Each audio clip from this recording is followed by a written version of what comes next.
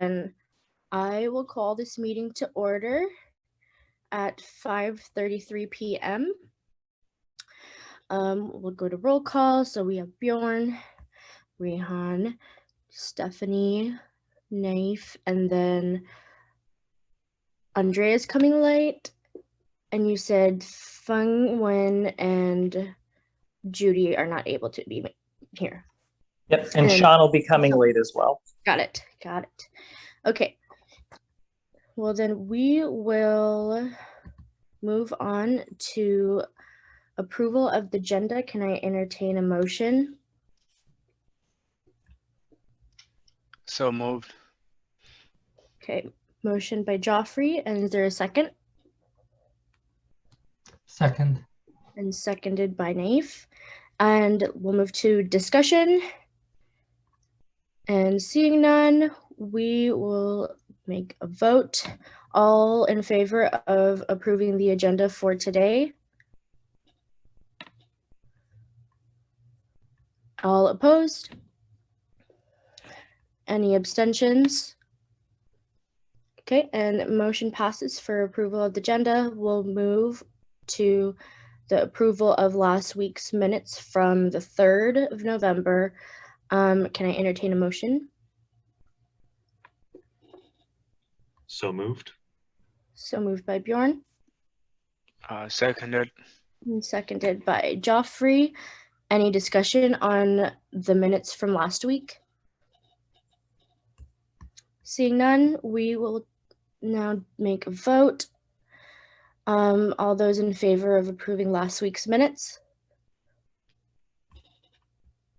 All opposed?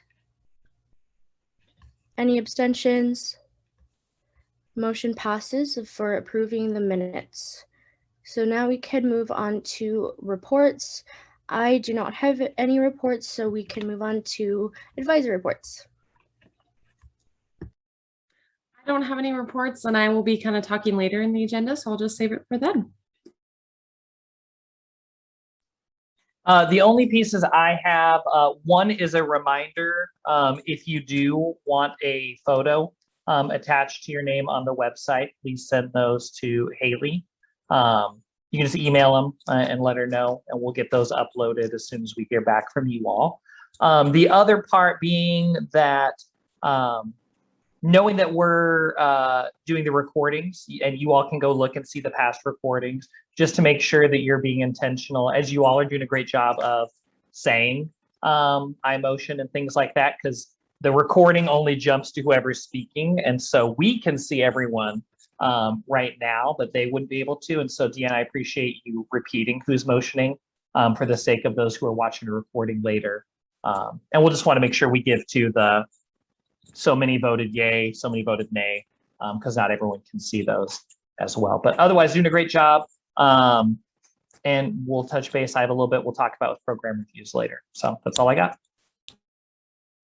Okay, thank you, Joey. Joffrey, do you have any reports? No report from CWU yet. Okay, sounds good. We'll move to other business then. So some communications received on homecoming. Yes, and I am trying to pull it up as my dog is climbing on me at the same time. So hold on. So we did receive communication. I have a memo. It'll get sent to you all later on. But this is really, and I'll read it for the recording, but it's from Robbie Gonin, our Assistant Director of Campus Activities. Sent this actually earlier in the quarter, but knowing this is our first business meeting, this is when it gets shared. So earlier in the quarter. So here's the memo. In August 2021, I made an offer to comedian Nicole Byer for her to perform as our homecoming comedian on October 22nd, 2021. The contract is complete, except for at that time of this memo, CW signatures.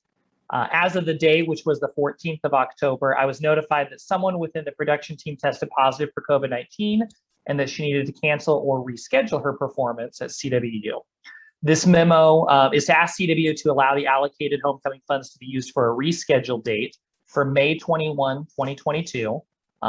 Today, October 15th, I received a contract from WEM, Nicole's agent, with the contract attached. CWU will need to review and approve before being finalized. We would still ticket the event to generate revenue from ticket sales and move to May 21st, 2022.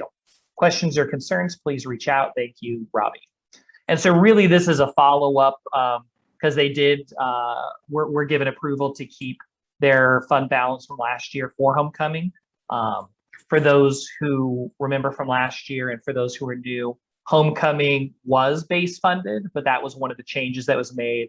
So they were allowed to keep it for this. This is really a notification. There's not really a vote needed on this because it's not changing the intent of the funding. It was really an FYI because the date had moved. And so the title may not be called homecoming, but it's still intended for the same purpose, just due to the person they contracted letting them know about a week before the event. They did have to move it. So as a reminder, any unspent funds that they don't end up using, or if this were to be canceled later on, that would end up going back to S&A at that time. So, but if there are questions, feel free to let me or Haley or Lacey know, and we can reach out to Robbie, or you can ask her to come. But other than that, that is the only communication I have received. Okay, thank you, Joey. So now we'll move on to the first call for public comment. If anyone has public comment, feel free to speak now. If anybody is free today and they're in Ellensburg campus, we're hosting the CCI Open Forum, the Center for Cultural Innovation. It's at 7 in the Cirque Pit. And we're just trying to hold discussion on like why having a multicultural center is important to have on campus for BIPOC students. So yeah, if anybody's interested in going, y'all can go and sit. We also have catering. So yeah. Oh no, never mind. We don't have catering anymore. Yeah, just snacks. I'm sorry. But yeah, and that'd be it. Quick question. Is there any online component to it? Unfortunately, no. I don't think we did that, but I think for the next one we could set something up for that. Thank you. Thank you, Stephanie. Any additions to public comment? And seeing none, we can move forward to new business on the budget. Okay, so I hope everybody's doing good tonight. I know it's probably has felt like a long week, so I will get through this. But the first kind of point on the new business is the S&A supplemental funding discussion. And then the second point is the base funding adjustment discussion. And they're going to be kind of blended into the same. So really, I wanted to talk about a few of the things that we discussed in our training meetings. And so if you all remember last week, we discussed the financial situation for the S&A funds. And so as a recap, really, we were projecting to have a higher enrollment for fiscal 22 than what the actual enrollment is for fall. And so what that means on the S&A front is that if our enrollment declines, our actual revenue declines as well, since we are a fee-based revenue source. And so part of that ties into the supplemental conversation. Actually, this is all kind of linked together. And so as a reminder, one of the priorities for the S&A committee is to ensure that the base funded areas are part of the priority, which ties into part of my recommendation for the supplemental. And so essentially, I will be recommending to the committee to potentially suspend the supplemental funding for this fiscal year. And to give a little bit of context, last year, the committee did not vote to suspend the entire supplemental process, but they did invoke, and correct me, Joey, on the actual term, but essentially they only received supplemental from base funded areas for emergency or purposes for kind of increasing in programming. And so with that in mind, in that kind of historical context, I'm actually going to be recommending to suspend the whole process until we are able to review the base funded allocation and adjustments and really see where we are financially. So all I was going to say is I wanted to open it up for questions and kind of a discussion piece. And so Joey, correct me if I'm wrong, if I'm not doing the correct public meeting process. No, you are. This was mostly a point, especially for our new members, even our returning members, because this is unique to what it would be, is really this is kind of similar that Lacey's presenting information. This is the chance to ask questions for Lacey and I. We will then next week have you all deliberate and vote on essentially the recommendation that Lacey's putting forward. And so this is a chance to ask questions about what that means, where that is. I'll let you know if it seems like we're going into us deliberating and say that'll be for next week, because that gives the ability for the public to be able to view our recording and provide public comment next week before we vote, but also the chance for you all to bring this information to your constituents or your areas and bring back thoughts and feedback on it. So it's really a chance now to ask questions. Really where this is coming, just to add on to what Lacey said, is the priority for S&A is to continue supporting our base funding. The supplemental funding has really been a luxury that we've had the ability to do for the last actually several years. And we've been using that out of our reserve funds. And really where we're at now is until we get a better sense of where our base funding is at, and that is already going to be pulling into our reserve right now, that it really would not be the most prudent piece for us to be allocating out supplemental until we make sure base funding is adjusted and reviewed first. And we'll talk about the base funding here in just a second, and that may answer some questions. And so as Lacey said, this is kind of all tied together. So if you don't have a question now, after she talks about the base funding adjustment briefly, you may have questions and can jump in there. But what questions, if any, do you have at this moment for Lacey or I? Yeah, I got a question. Beside the obvious shortage of finance and all of that, is there any other reason? That's why you recommend suspending supplemental funding. Yeah, thank you, Joffrey, because I kind of wanted to tie in. I mean, I would say the primary reason would be financial. And then the kind of byproduct of that does tie into something else. And so when it comes to the time and the effort from the committee members, I would love to dedicate the time that all of our students and faculty have to really dedicate to the base funding. And what I mean by that is a kind of a two-part. So we have the adjustment of base funding, which is kind of our first priority. I mean, you know, it's one of the things that we do need to figure out of recommendation. But then after that, and I believe I'm pulling up so I believe Joey will talk about program reviews. And so I won't go into detail about that, but the other piece that ties into kind of suspending the supplemental process is to be able to really truly allocate the committee's time to reviewing the base funded areas. And so this is for future time and you know, really setting a kind of a place and time to really reevaluate how we do those program reviews. But to reiterate, most of the purpose for the supplemental suspension is really tied to the financial health. I guess my question would be, if we do suspend the supplementals, would it be closed to the non-base funded areas? Meaning base funded areas would still be able to do supplemental requests? Or it's just suspending all supplementals? So I think that's a really good question, Deanna. At this point in time, I would advise for all of the supplementals to be suspended. And I think there's a couple of pieces to this. Is the rationale, at least for me, is that we talked about the debt service ratio in the training.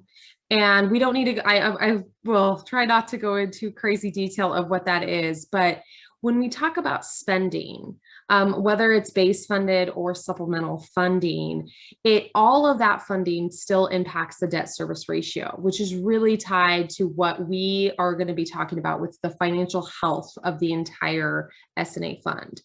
And so that's one part of it. I think we need to be really mindful of what that financial health is, which includes the supplemental and the base funding.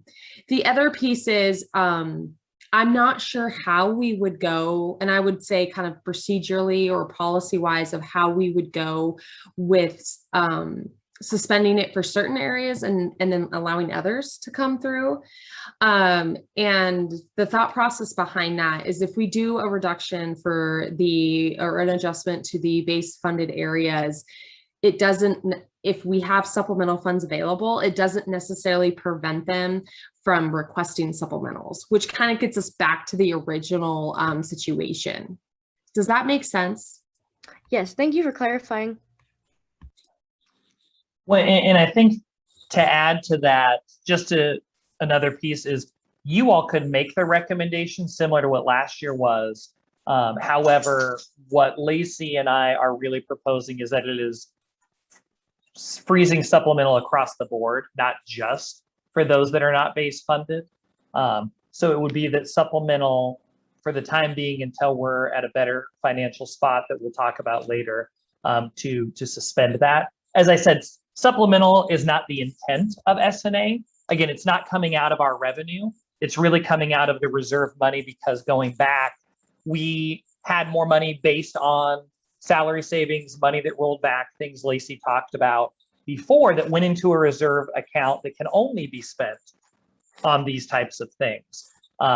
So we ended up creating a supplemental process to use that.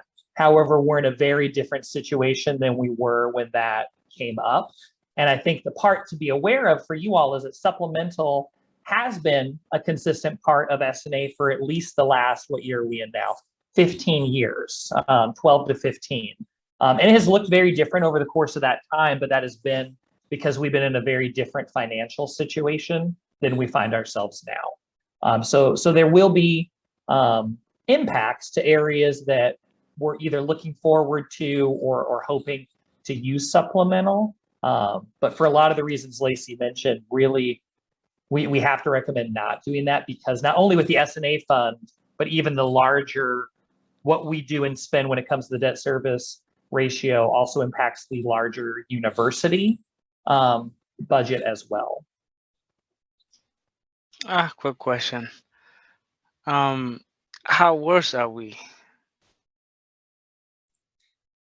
From like the previous fiscal years, is that what you mean, Jeffrey? Yeah, from the current year relative to the past.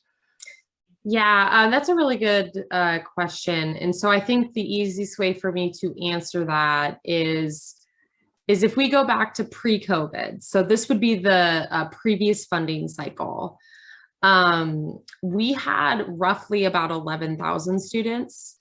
And it even reached as high as almost 11,500. And currently this fall quarter, our enrollment numbers are at about 10,200. So we are about 1,000 students short, or less than what we had been a few years ago.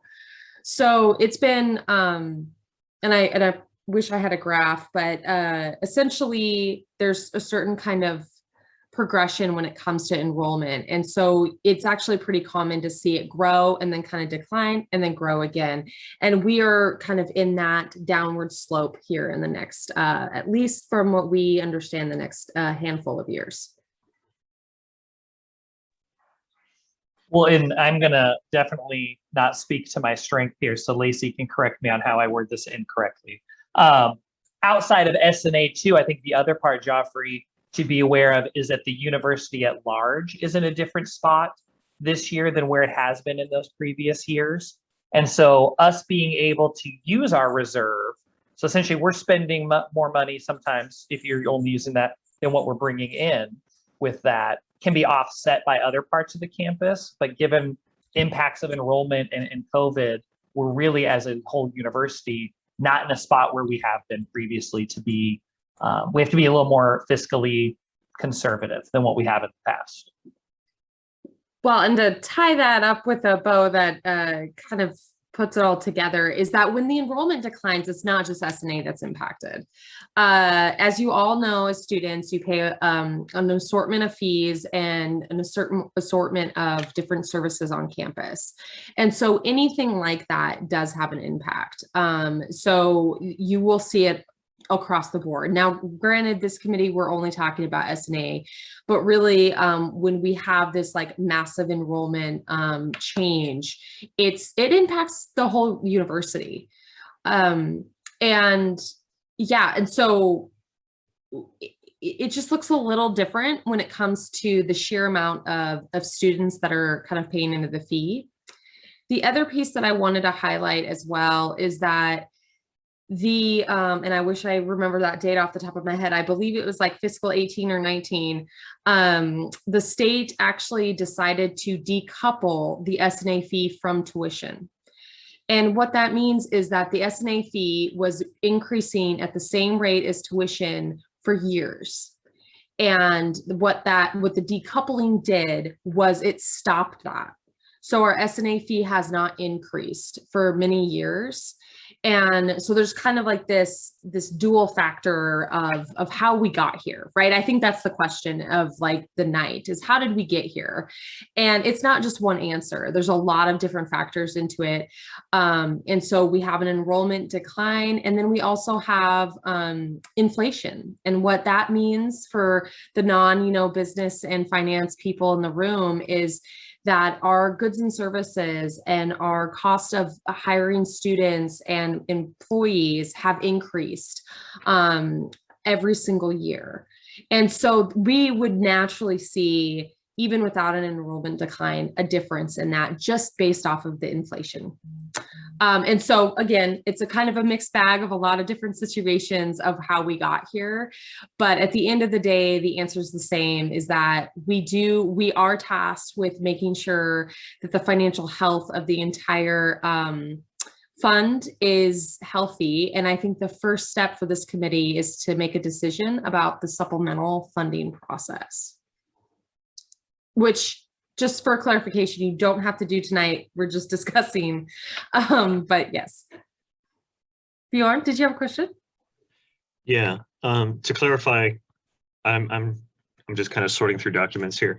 The net decrease of 1,300-ish students means for S&A, we had originally, I'm trying to read this correctly. We had originally thought we were going to be like $550,000 down, but instead, due to that loss in students, we're like $1.6 million down, or we're going to be? Yes. Okay, I think that makes sense. The follow-up question was, I do apologize if this is too technical. I don't understand business. The debt service ratio, the net revenues are operating revenue minus operating expenses. I remember there's something that doesn't contribute to the debt service ratio. Is S&A, is anything we could potentially give as supplemental funding not going to contribute to the debt service ratio? Yes. See, this is great, and you do understand it. So there is a piece to it. I'm really excited because this is pretty complex, and so this is a very big moment. But essentially, the things that don't apply to that would be non-operating expenses, and an example of that is any capital expenses. So what a capital expense is like a building. It can be as big as a building. It can be as small as, a large furniture purchase, and kind of almost anything in between. There's a lot of different kind of categorizations of what that is, but the easiest way to explain it is a capital expense that is an asset. And I know that's like the finance and accounting word for it, but it's tangible. It's something physical. Does that help at all? It does. Thank you.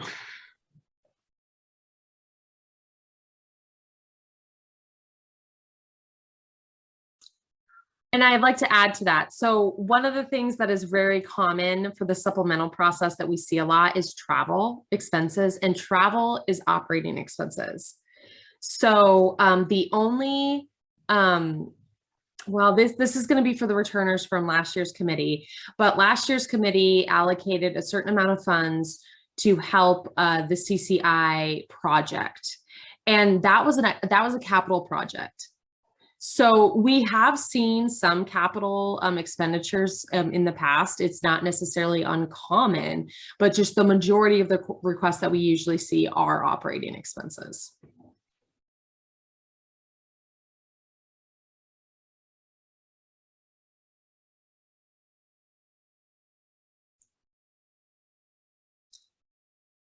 Are there any other questions about the recommendation for supplemental for clarification purposes?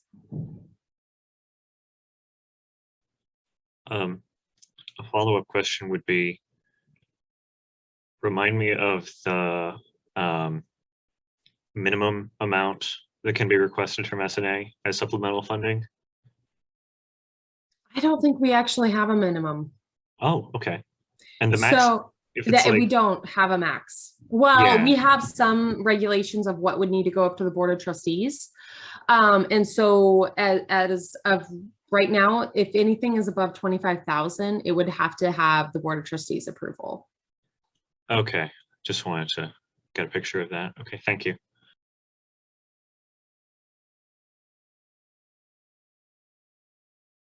Okay. Well, it doesn't seem like there are any other questions about the supplemental process. And so the base, if everybody's okay with it, I'll go ahead and kind of skip to the next point, which is the base funding adjustments. And so the plan is, and like we talked about, in the training, is that we will need to make adjustments to what our allocation was. So we have gotten the Board of Trustees approval for the allocation for the 4-year funding cycle, and we are in the first year. And so the plan is to bring a recommendation to the S&A committee for that adjustment. And so this point on the agenda for today is just to really talk about that and to see if there are any other questions about the process, or, kind of, really just open it up to the students, because it's a big point. And so I didn't know, after the training and after you've had some time to think about it, if there were really any questions about the base funding adjustments, the process, or what that might look like.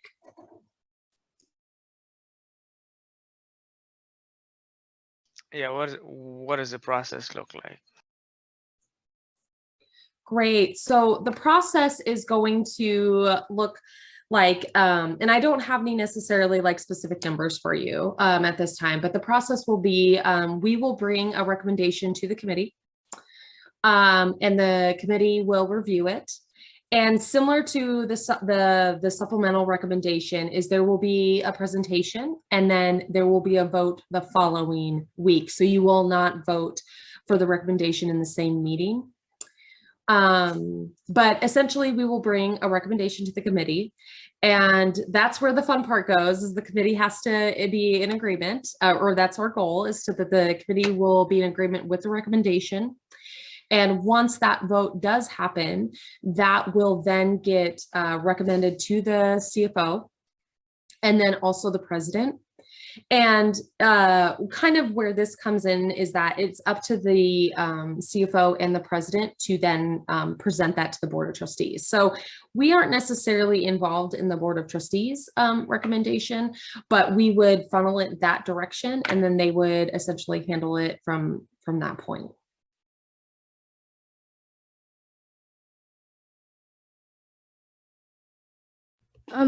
So just to clarify, all these base funded areas, do we have recordings from last year still where they have presented like their programs and everything, right? Just making sure. Yes, so everything is recorded. So many lovely hours that you all remember. It is all recorded. It is all on the website, and we actually have all of their submissions as well. And so that would be their base funding submissions where were able to ask questions, and they were able to submit like questions with like words, and then questions that had just numbers and budget information. So we still have all of that. And I believe, Joey, that is the base funding requests, are they all on the website still? I have to look back because I don't know if this current base funding cycle, if the requests have been uploaded to the website, since I know they came through Presence. So I think that if they're not on there, that's one of the things we're working through this year. But you as the committee, we would be able to grant access to view those, or we can send them as well. But I'm looking here in the background as you're saying this, I don't necessarily see those requests on the S&A website. The recordings are all there, so you can go and view them and see what was on it. But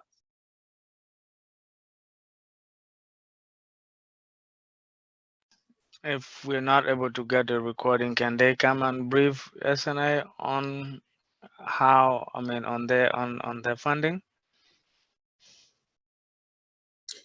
So yes, they can. Correct me if I'm wrong, Joey, but I believe the committee, you all have kind of the power to call on any program area. If you have specific questions, we are capable of writing those so that they can respond in writing. Or if you would prefer, we could schedule for them to be presented in a public meeting as well. yes, I mean, the part that I would add, I think this is going a little bit where you all are, is I appreciate the questions you all are asking. We're going to talk about this in a second when I talk about program reviews. With what that is we have the ability as the committee to ask any base funding unit to provide additional information, to answer some questions that you all might have, or to come in as well. Program reviews is something I'll save in a minute, but that is us as the committee doing a program review of the base funding units. And so an aspect of that, you'll see, and we don't have the chance yet. I can't see what we just said there. Looks like the forms are available through and sent a link. Oh yeah, the recommendations are there. I think what I was referring to, Bjorn, is the actual individual supplemental or base funding request from each unit. Yeah, those are there too. If you scroll down a little bit, they're linked. Oh, you are right. Yes, they are. I think Aubrey did that. Yeah. And we also have it. We per our last meeting, we're going to do a Teams for the S&A committee. And so we're still working on that, but we also have all those files still on Teams as well. So we can get that updated just in case if that's easier for people to access them. No, I appreciate it. And you did remind me, Bjorn, because I forgot we had set that up so we could access them because of the presence piece there. So yes, via that link. And if you go on there, you can see, if you go down and click on any of those, it'll take you to the base funding requests. Again, we're going to talk about potential planning, and this is an initial conversation a minute for program reviews. I think the part to be mindful of is, again, we don't have the recommendation yet because we're working on it. All the details, as we talked about, it's not just S&A. So we're having to look at the university-wide pieces with the debt service ratio, what that looks like with enrollment and projections and others. But with us bringing that forward, I do want to at least try to be as clear as I can now, is that the intent is not that we would redo base funding, because what we're going to be trying to do is, to the best of our ability, upholding the recommendations and the intent of the base funding to the best that we can, given the amount of time that went into it previously with last year's committee. But you'll see when we're able to bring the recommendation, but I at least wanted to go down that. To bring that forward is really what we're talking about, is the dollar figure that we're going to have to make the adjustment on. The university's administration will get the recommendation and have to make some of those decisions on how that works out. But we'll be able to give a little bit more detail when we have the actual full recommendation to bring to the committee. So thank you for that, Joey, because I wanted to give some context to what what our university does in these situations. And Joey kind of hit on some of those topics, but essentially what ends up happening is a lot of these decisions are made at a very high level, and that happens to be the executive leadership, which is the vice presidents of the university. And so ultimately our responsibility is to recommend this to the CFO, but it will be something that is handled at that level. So when it comes to the details of those types of things, that's usually how things are happening. And actually it's currently happening in a similar way that how we're talking about with the S&A fee, it's happening on the other side of the university with the other fees. And so we want to be kind of mindful about the structure of how budgeting at the university is handled. And so I wanted to be clear that when we're kind of regardless of the funding source, it has been, historically decided at that VP higher level, trying to make sure that that the entire financial health of those areas and those programs can still sustain. And so they're doing that on the state side. And I would like to recommend a kind of a similar process, at least from the S&A side, all the way up to the CFO. Now, I know that was a lot of jargon, so I really want to double check that that made sense outside of my own brain. And if there was any questions, like again, Joey said, we don't have the dollar figure, but I really wanted to talk about the process and the flow of how those recommendations work.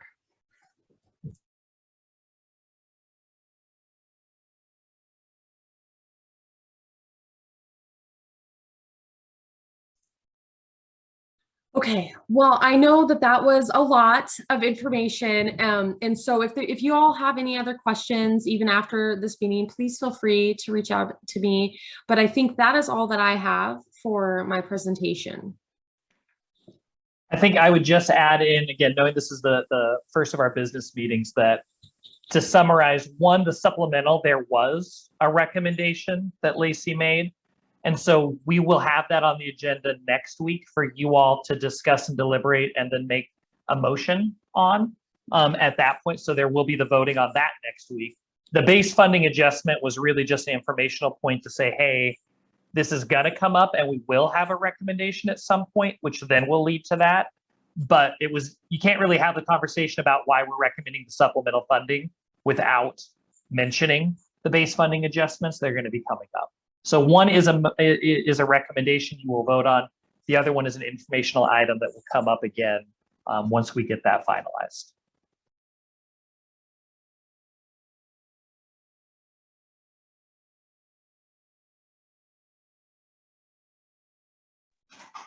Do you want me to just jump into the program reviews, Deanna?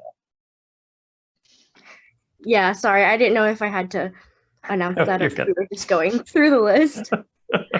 I will jump in. I didn't want to step on your toes or jump the gun. So the program reviews, this is really to let you all know, and again, to think about this. So I'm going to explain to what the program reviews normally look like, and then what I'm going to kind of propose given what we may do with supplemental. So program reviews typically happen on years 1, 2, and 3 of the 4-year cycle. Year 4 is when we hear all the new base funding requests. So that takes up this normal chunk. And so in typical year 1, 2, and 3, we normally go in and have we have about 50 base funding groups. We divide them into thirds. And so a third of them would come year 1, the second third would come year 2, the third in year 3. And so by the end of that, we've seen all of them come. And the program reviews in the past have been, we will essentially ask each unit to come in and do a 10-minute presentation.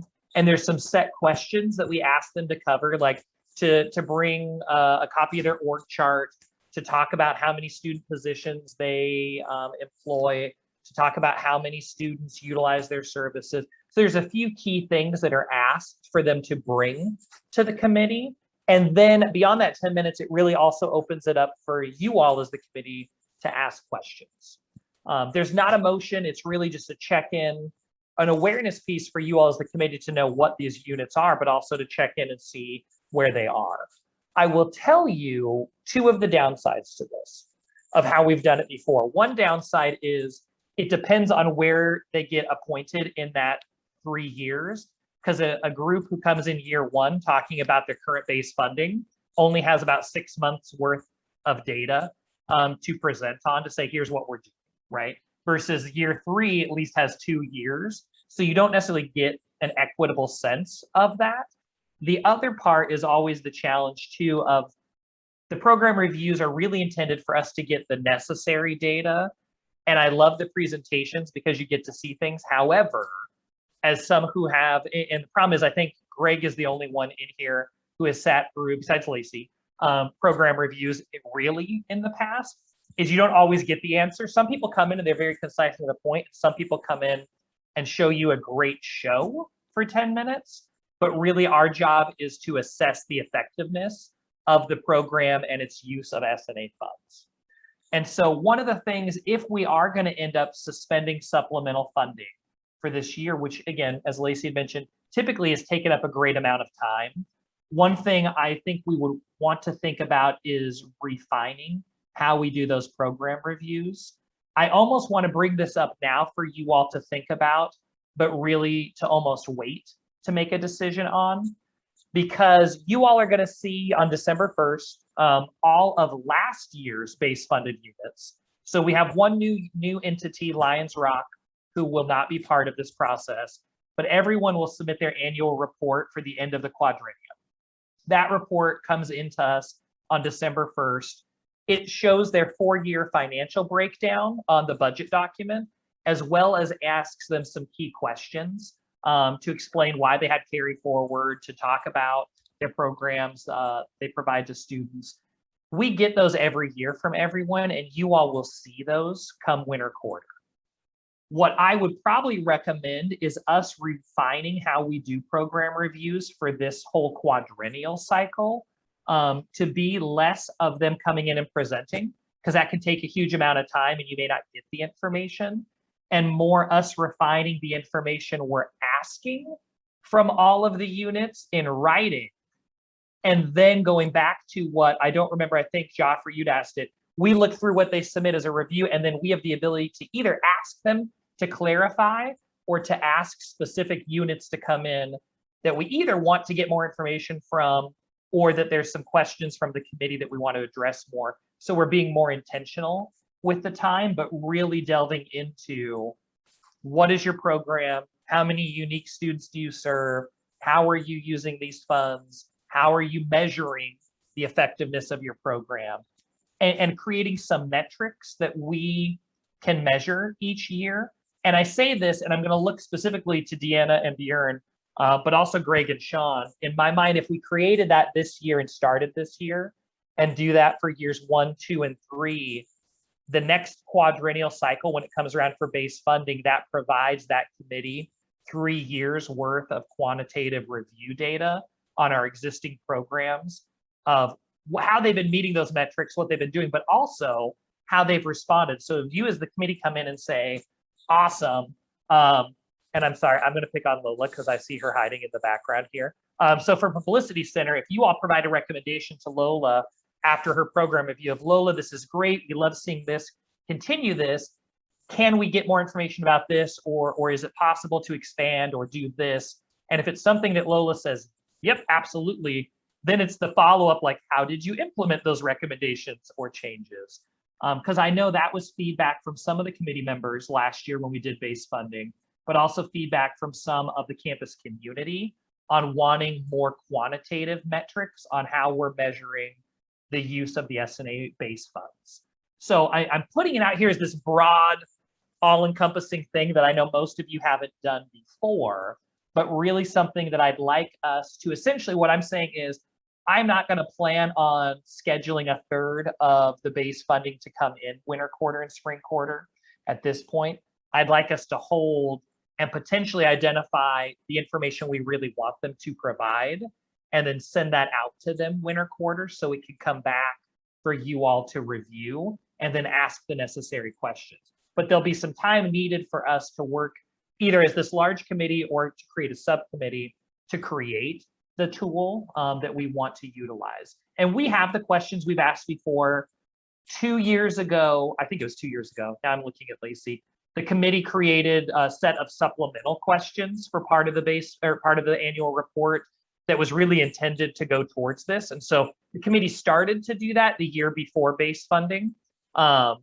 And we only did it that 1 year because base funding. And so we have some of that already, and we had a subcommittee spend a lot of time on it. And so this would just be, in my mind, the continuation of that.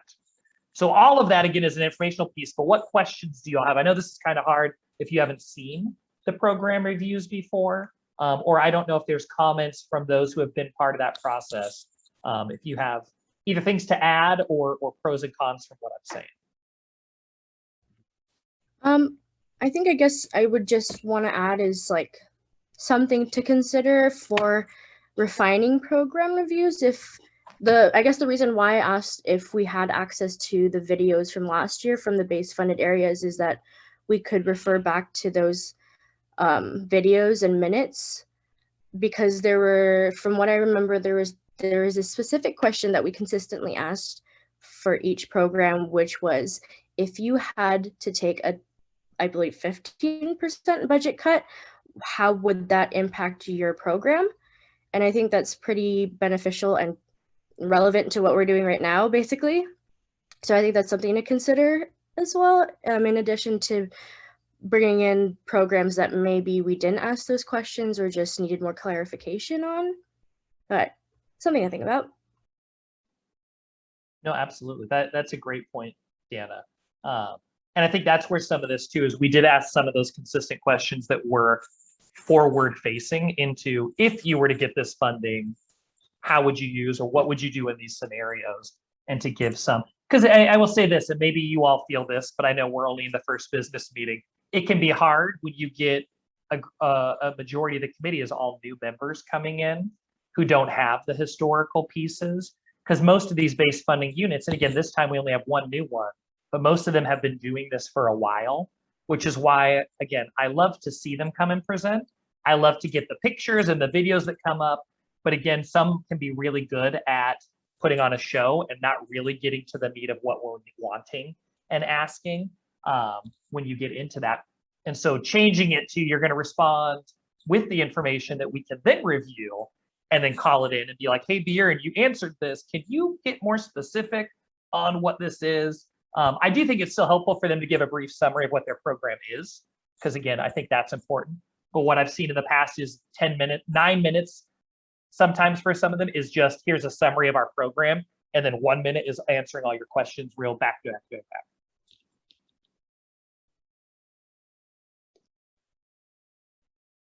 Bjorn? To clarify, the big purpose of program reviews is serving as more data come the next quadrennium, correct? That's what I'm hoping to put in place. The existing purpose of program reviews is kind of the ongoing part of the S&A committee's job, is to continue monitoring and evaluating the effectiveness of those services and activities and the use of the S&A funds. And so we do that via the annual reports that come every year that we take a look at, and like, hey, are there glaring pieces? Why did you not spend any of your money, or why did you dramatically overspend? And to monitor throughout, and then the program review, my hope is that one would be the ongoing, so we can ask those key questions and make recommendations from year to year. Because if everyone is submitting year 1, 2, and 3, you're getting year 1, 2, and 3 data instead of only once during the quadrennium. So that, in my mind, is a more effective way of monitoring and assessing as it goes, but also adding in to have that data for the next base funding to say, did you make the improvements that you said you were going to, or that were recommended? Did you effectively use this based on what was established in year 1? Or did you just kind of do your own thing? Not that I anticipate anyone would do that, but.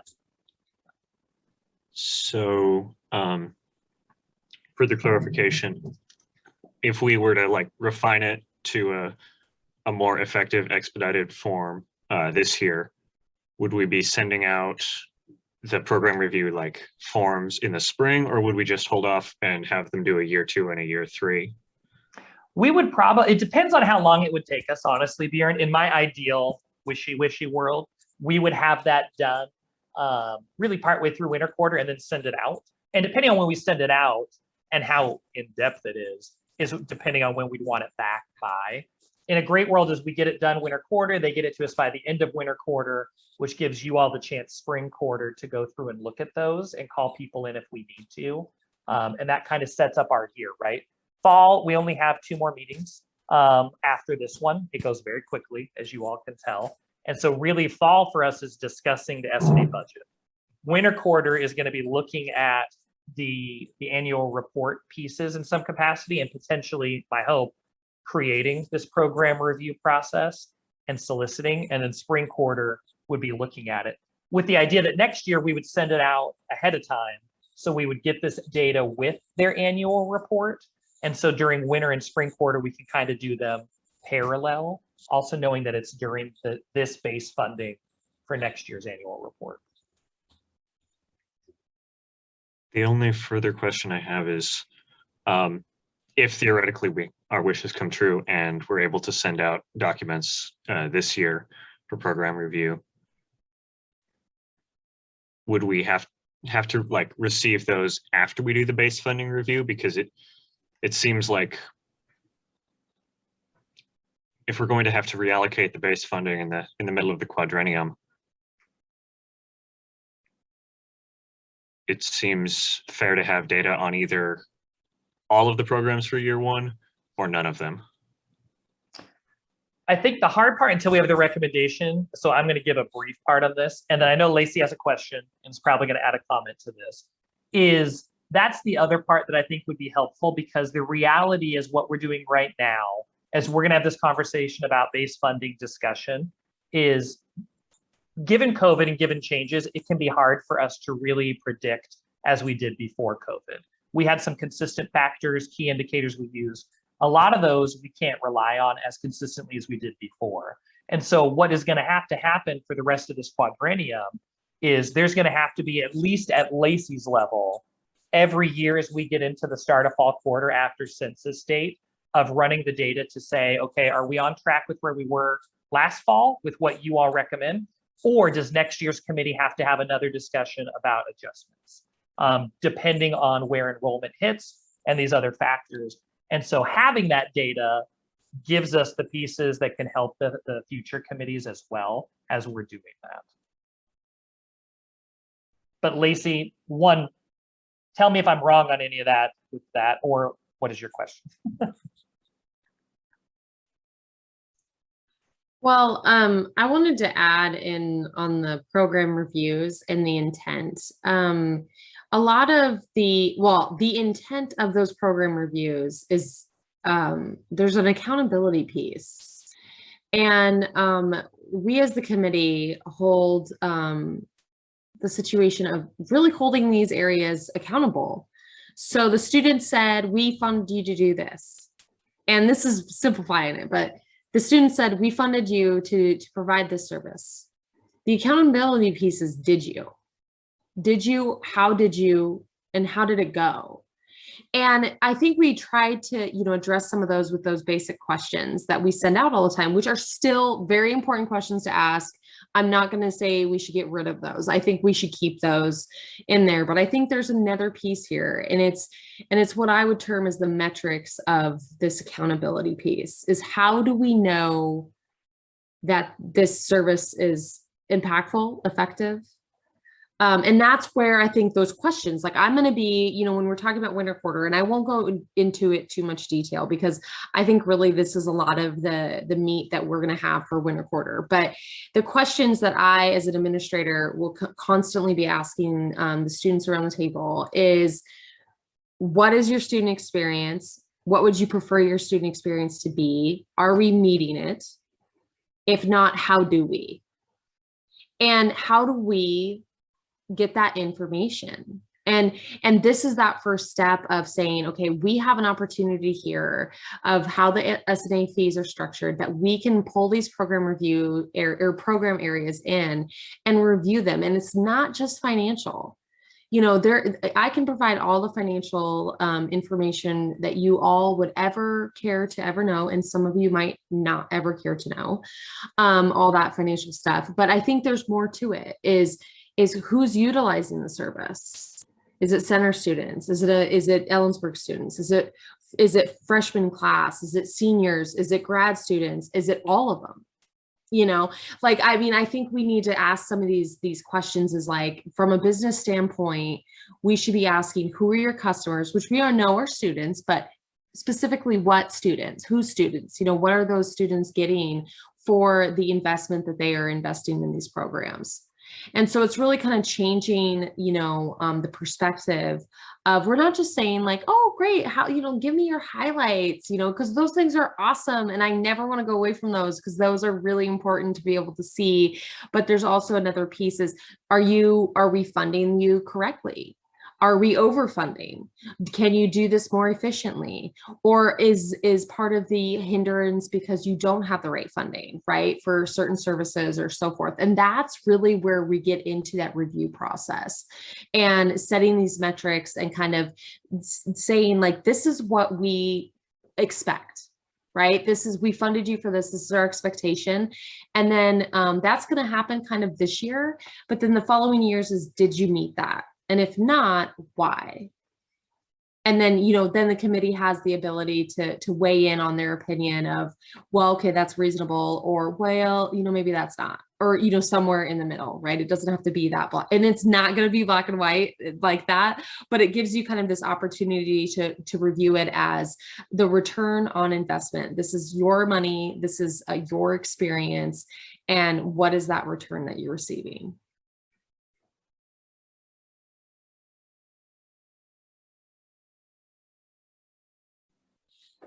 I think the other part I'll add in here, and this goes a little bit to what Lacey referenced when she was talking about supplemental funding. This is a recommendation from previous year's committees, is there, when we have done supplemental funding, so not in a base funding year, was concern from some about the amount of time the S&A committee dedicates to supplemental. And in those years, supplemental could only be, we'll say $200,000 over the course of the whole year. And we were spending 90+% of the S&A committee's time looking at that $200,000 when we allocate out 7.4 million annually, and that was only being briefly looked at. And so if you think about it in that context, really trying to refocus, and that the point of the committee is the base funding and that the allocation of the revenue that's being brought in. And so we should be spending what should be a considerable amount of time looking at how is that money being allocated, how is it being utilized. Do there need to be changes to the funding? Does there need to be changes that we're recommending to the services if it's not meeting what the intent was? And really the committees in previous years did not feel like they themselves were spending the adequate amount of time looking at base funding. And they're spending all their time discussing a request for travel for $800.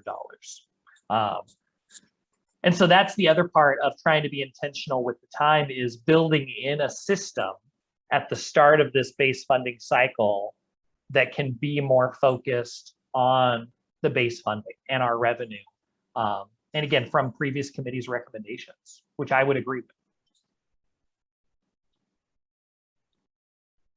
Other thoughts or questions? Again, this is really just, I'm setting the stage for this so we can ask questions. We'll probably have some more after we get the base funding adjustment discussion. Once we get a recommendation for you all, there may be other things you think of. So my plan is really that the program reviews, we're going to pick this back up really at full speed winter quarter. Also, you'll get the chance, because you all will get sent over winter break, the access to all of the annual reports. And so for me, it doesn't make sense that we start filling out what questions do we ask when some of you haven't ever looked over any of that information or had a chance to see it. But if there are questions between now and then, you can ask during our meetings or reach out to me and be like, hey, as I thought about this, can you explain this? Or can you put this as a note on the side for us to bring up so I don't forget come January? But I wanted, as we're talking now, and also as the business meeting, so our base funding units know, because we will get asked the question coming up, what is the program review schedule? We already got it back in September because people are used to it. We've told them all to hold. Because I wanted to have this conversation here with you all before I respond back to them.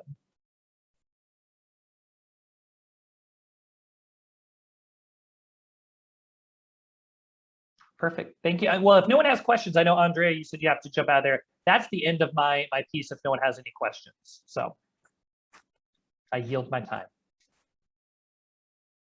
I also have to go. I'm sorry. But I'll see y'all later. Okay, if there's no more discussion for that, then we can move on to old business. No old business. Bjorn has his hand up for something though. I don't know Sorry, what. Bjorn, I was switching off screens. Sorry, yeah. I had a quick question for Joey. So in terms of the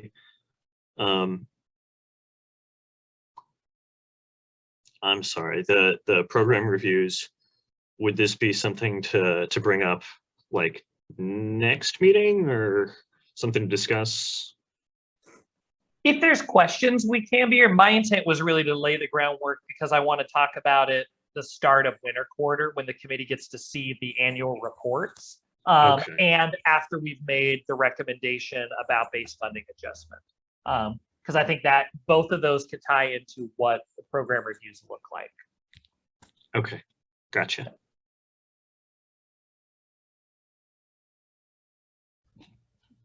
Okay, if there's no more questions, then we can move on to second call for public comment. If anyone has something to say. And seeing none, then we can move to adjourning the meeting. Do we still have quorum? We have the exact number of people for quorum, so yes, Okay. we do.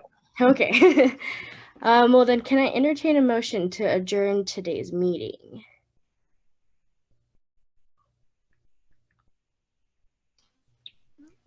Move Nobody it. wants to leave. Oh, Joffrey. Joffrey motions, okay, and Seconded. Bjorn seconded. All right. For those in favor of adjourning today's meeting.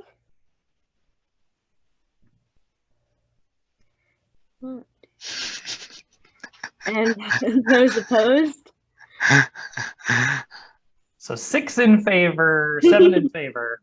7 in favor. Okay. Yeah. I guess I didn't count. I counted you, Deanna. Oh, so it's 7? Yes. Okay, and opposed? No opposed. Any abstentions? No abstentions. All right, and motion passes 7-0-0.